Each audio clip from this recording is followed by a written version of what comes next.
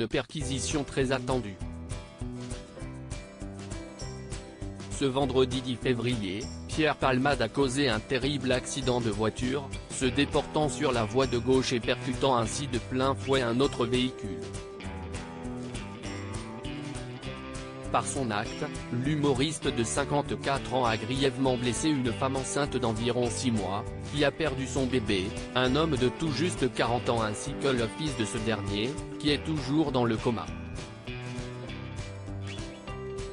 Une enquête a donc été ouverte pour homicide et blessure involontaire par conducteur ayant entraîné une incapacité totale de travail supérieure à 3 mois.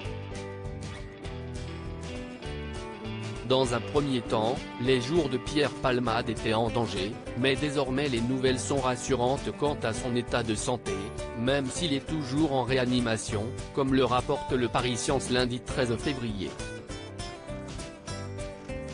Toutefois, les interrogations se sont rapidement portées sur l'état de celui-ci au moment du drame. Les résultats d'analyse ont aussitôt déterminé qu'il était sous l'empire de cocaïne et de médicaments de substitution. Si est donc à la recherche de drogue dans le domicile de ce dernier que les gendarmes ont perquisitionné sa maison.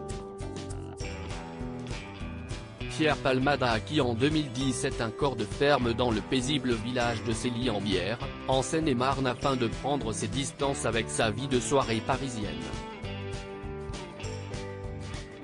Ce dimanche 12 février, la rue donnant accès à cette belle maison briarde, cachée de la voie publique par de hauts murs était donc bloquée. Durant plus de 3 heures, des policiers assistés de gendarmes, accompagnés d'un chien de la brigade des stupes, ont perquisitionné le domicile du comédien, rapporte Le Parisien. Ce que les policiers et gendarmes ont découvert chez Pierre Palmade est de confirmer, les policiers étaient saisis par le parquet de Melun pour rechercher des stupéfiants. Néanmoins, selon nos confrères, leurs recherches n'ont pas abouti. La demeure était dans un très grand désordre. Quelques saisies préventives de médicaments et de seringues ont été effectuées, mais rien d'incriminant, d'après les premiers éléments. Des analyses sont en cours, précise-t-il.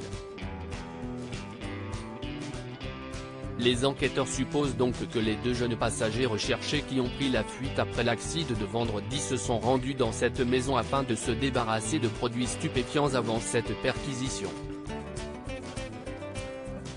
Si est en tout cas la piste explorée.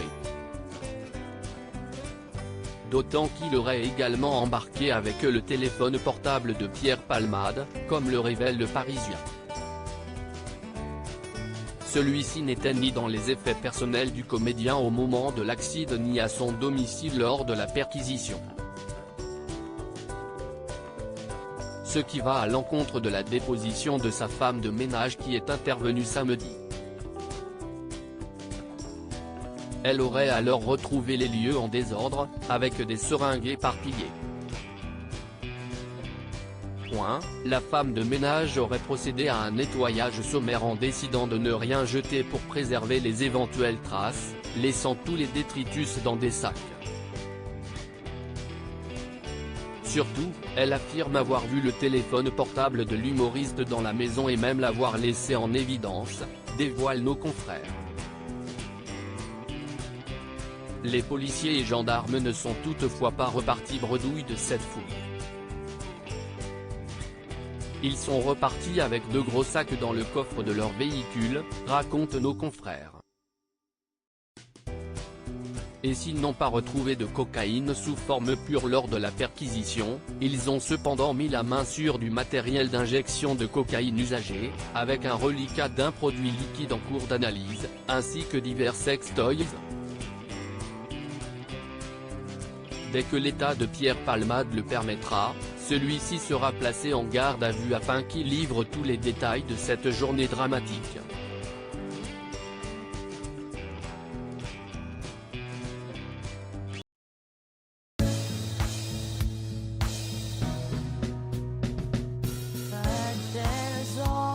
Sometimes through the rough times I think you, girl,